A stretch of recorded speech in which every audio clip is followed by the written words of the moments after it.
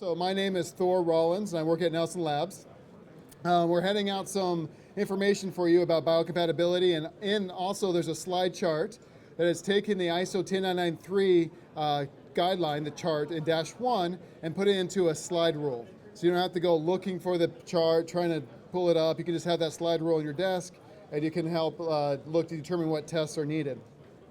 Today, we're going to be talking what I like to call the big three, which the big three are the three tests that every manufacturer needs to either perform on their medical device or justify why they're not going to perform it. The big three is known as the cytotoxicity, sensitization, and irritation. So here's the testing categories for ISO 10993. As you notice, the first two, we have cytotoxicity is -5, irritation and sensitization are -10, and they're both combined in that one standard. There has been conversation on the ISO committee to separate those in two individual standards. They're getting quite large, and so we might do that, but as right now, they're still combined into one. The first concept that we have to try to think about when we're looking at these tests are the difference between a direct contact test and an extraction test. So all three of these tests have different versions, and they can be separated in these two types of contacts. The direct contact test is where this sample we're testing is in direct contact with the test system. So if it's an in vitro test, we have it directly in contact with the cells. If it's an in vivo test, then we have it in direct contact with the animal. This mimics skin contacting devices. So gowns, masks, some bandages, things like that can do a skin contact or a direct contact test. Anything else does an extraction version. And this is where we put the device into a fluid and allow it to sit at temperature and allow it to extract. This mimics basically any other type of contact other than skin. With bandages, if you have a lot of fluid exchange with the bandages in the wound site, then the extraction version might be the best method for you. We tend to see the extraction version as the worst case. So if you have any concept or any questions about which one to run, the extraction version usually is the best one to go towards. So for the big three, these are the extraction versions for the tests. For cytotoxicity, we have the MEM elution. There's also two tests called the MTT and XTT that would fall into the extraction. The sensitization, we have the magnesium caligmin, or the guinea pig max, sometimes it's called, and the local lymph node assay, which is extracted. And then we have the intercutaneous reactivity. For the direct versions of those tests, for the cytotoxicity, we have the auger overlay. For the sensitization, we have a Buehler closed patch, and the irritation is a primary skin. So once again, the direct version, these ones are for skin contacting devices only, and the extraction versions are for everything else, basically. The first thing that we have to think about when we're looking at biocompatibility, when we get your devices in, is how to test them, specifically with the extraction versions, the indirect test. Now here's this pointer, and it's a great kind of example of what a medical device may be, okay? So we have to determine how to test this with an extraction. We could just plop this in a gallon of media and test it, but what does that really mean? We want to be consistent, and so the standard ISO 10993-12 has given us kind of extraction ratios that we can all be consistent, and that means that we'll measure the surface area or weight of this device.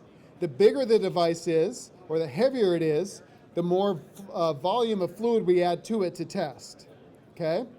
So we want to be consistent throughout the world on this extraction ratio, and that's what 10993-12 gives us. So we calculate the surface area, or if you can see the bottom thing, space there, can I give the lab the surface area? We actually prefer this. I'm a kind of a math geek. I love to do calculations. Doesn't really help on Saturday nights, but it's fun. And so I like to sit down with a caliper and ruler, and I like to measure out the surface areas. But we do a very general and conservative estimation. So the amount of fluid we add is going to be worst case. But you guys have CAD drawings and all sorts of great tools to your aid to be able to give us the surface area so that we don't have to try to calculate it with a conservative method, okay? So you can give us the surface area, we determine the amount of volume we add to the device, and that helps us extraction. So now we have to talk about the extraction method itself. So we know how much fluid we need to add to the device, but how long and at what temperature do we need to extract it at? Actually, let me go back one space. That middle thing, surface area versus weight, The FDA prefers surface area. So unless there's very few times that we can go to weight without having the FDA question why. Surface area is usually worst case, so that's why the FDA prefers surface area. So we highly recommend that you choose surface area for your device over weight. The only kind of exception is if it's a powder or kind of a pellet that's hard to measure surface area, an absorbent device where the fluid might come in where weight is more accessible, or if it's very difficult, or if weight's worst case, then we can use weight. For the most of the time though, we want to use surface area. Okay, so now we look at extraction times and parameters. This is how long our choices are according to 10993-12 is the length of time and temperature that we have to extract devices. This top one up here, the 37 degrees for 24 hours, that's only for cytotoxicity, okay? That's the only temperature and time we can use for, that's the only thing for cytotox, but any other tests for the sensitization and irritation, we have to use these other extraction times and temperatures. That being said, once again, the FDA actually prefers a 50 or 70 degree extraction temperature. The reason why is because 37 degrees is body temperature, and for most devices, they have longer than 72-hour contact. So if we're extracting at 37 for 72 hours, we're not really seeing what could happen to that body over a long period of time. So we elevate the temperature to 50 or 70, and then we get to see more of an exaggerated extraction, right? We get to see more what comes off to help mimic a long-term exposure. Even if your device has less than 72-hour contact, we still recommend 50 or 70 degrees because we know that one of the kickbacks from the FDA is going to be questioning why you use 37, and even though you could probably justify that your device only has 4 hours of contact, so 37 makes sense, it's still easier just to do a 50 degree or 70 degree and not even worry about the question in the first place, okay? So now that we know about the device, we know how we get the amount of fluid and how long we have to extract it and for what temperature, now we can actually move to the test itself. The first one, and the one that I'm going to spend probably the most amount of time on, is the cytotoxicity. The reason why I'm going to spend the most amount of time on the cytotox is because historically this is the most sensitive test that we run with biocompatibility. In fact, at Nelson Labs, 9 times out of 10, if you're going to fail biocompatibility, this is the test you're going to fail. Okay, so that makes it kind of your best friend and worst nightmare because it's really cheap and quick. So you can use it for a screening test. You can use it to help justify maybe changing a process to see the impacts of your device. But at the same time, if you do this long enough, you're probably going to have to try to investigate a cytotoxicity failure. Okay. So once again, we have the different versions of the extract and the direct. So cytotoxicity is an in vitro test. It means we run it on cells. The cells that we use for cytotoxicity are called L929 cells. They're mouse fibroblast cells. And there's a couple reasons why we use these cells, but the main reason is because they're the most standard cell line that the industry uses.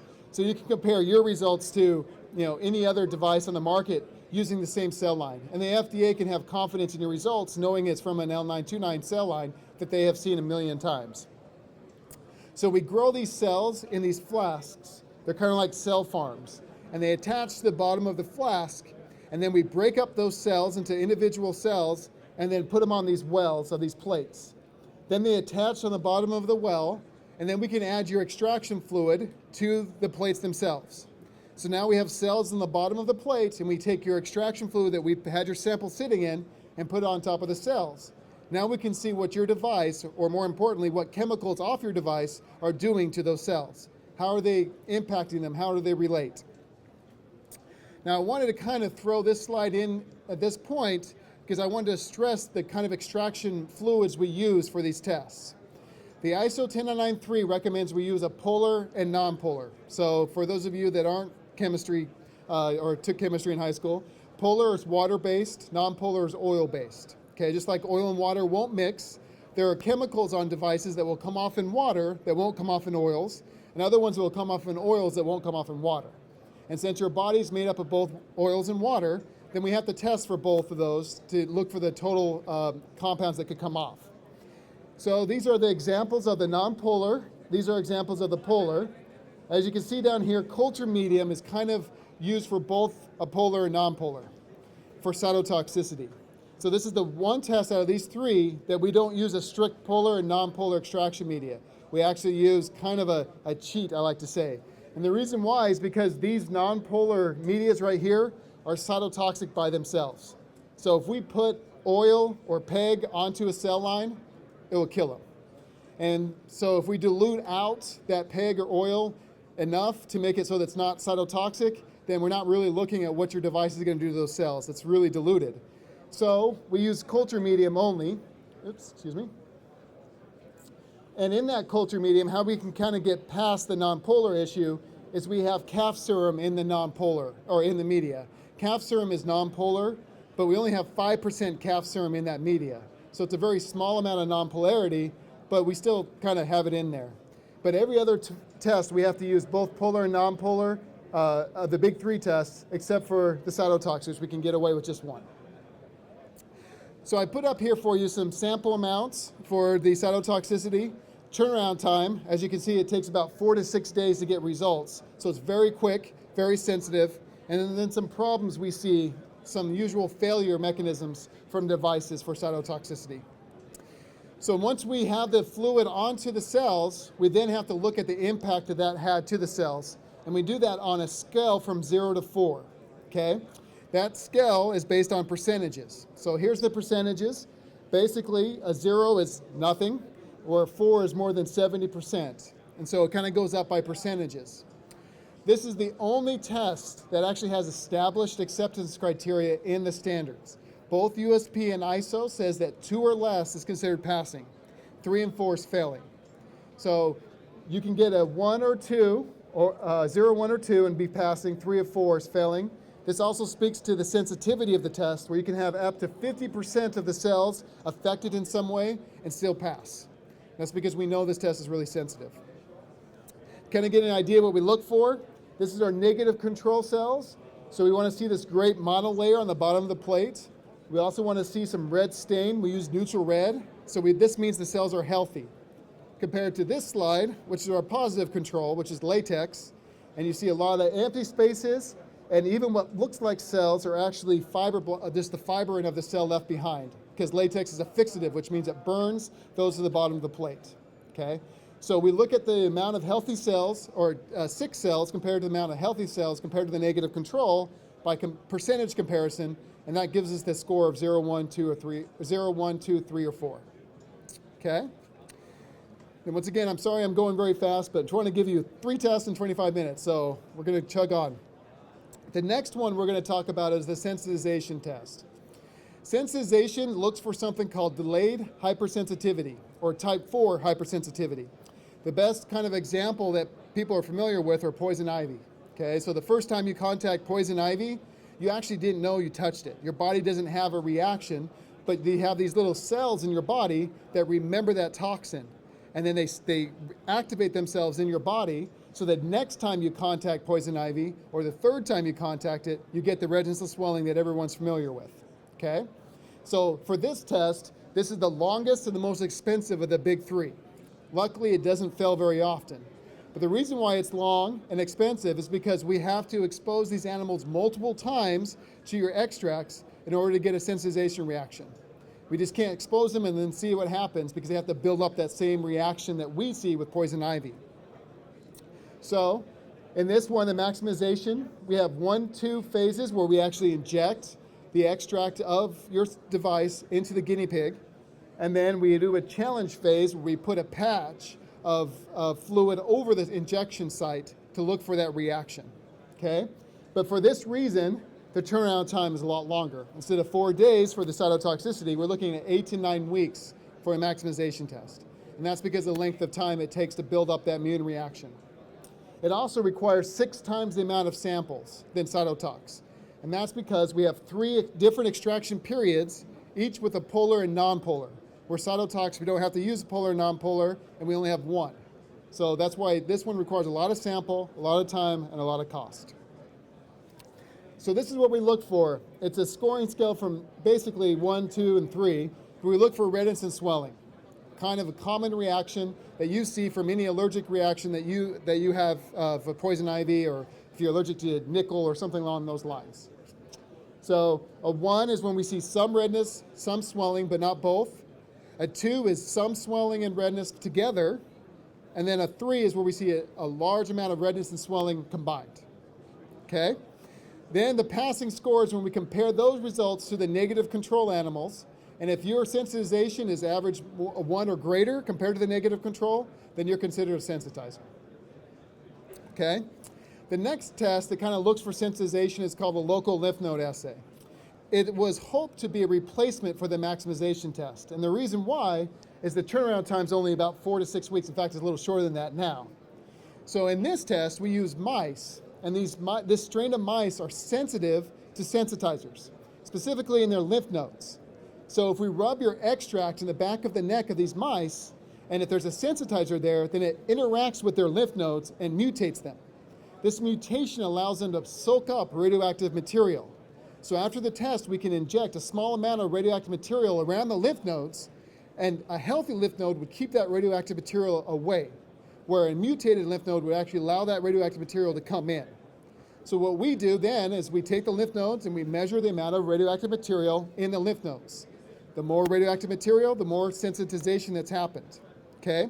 So to score, we take the average radioactivity of the test lymph nodes over the average radioactivity of the control lymph nodes. So we just do an average.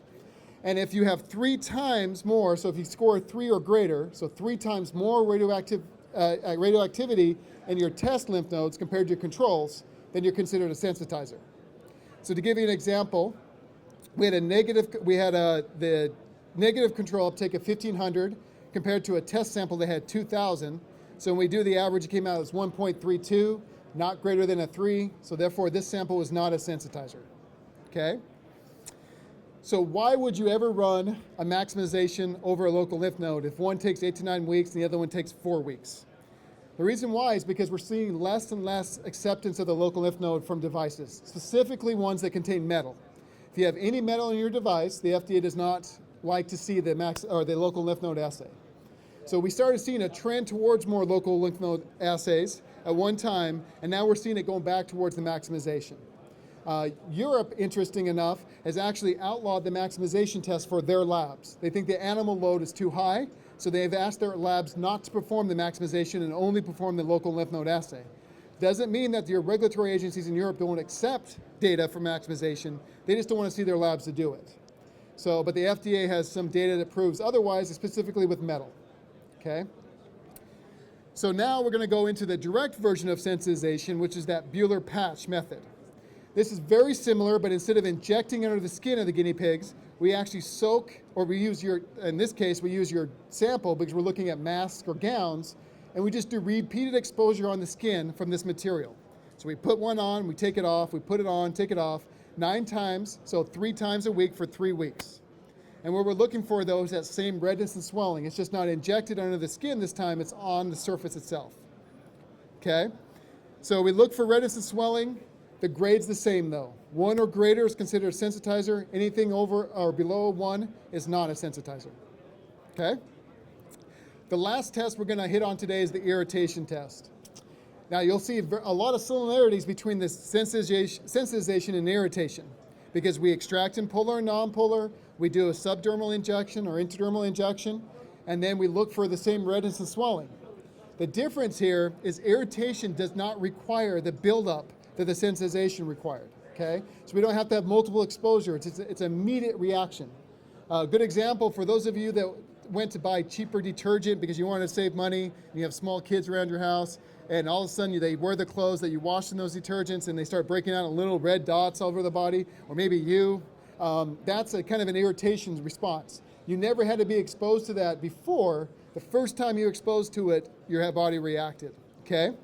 So this is why this test doesn't take as long as the sensitization, because we don't need to have that cellular buildup. It's an immediate reaction. So the new ISO that came out in 2010 changed this test from a 2-rabbit test to a 3-rabbit test, but we inject an extract, a polar and non-polar, from your device under the skin, and we still look for the same redness and swelling, but we want to see it immediately and not after prolonged contact. Okay, so I put some references in here for you, and then also a list of ISO documents. And I want to thank you for your time today. So again, rushing for how fast we went through, but feel free to use the charts that we gave you to help determine what testing is needed, going forward, and we have some more documentation in the back of the room. Thank you for your time.